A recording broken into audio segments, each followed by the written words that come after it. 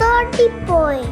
എല്ലാവരും വീഡിയോ ഇഷ്ടമായെങ്കിൽ കമന്റ് ചെയ്യണം, എല്ലാവരും ലൈക്ക് ചെയ്യണം, സബ്സ്ക്രൈബും ചെയ്യണം. ഇനി ഞാൻ പുതിയ വീഡിയോ ആയിട്ട് വരും, പിന്നെ വെള്ള വീഡിയോ ആയിട്ട് വരും.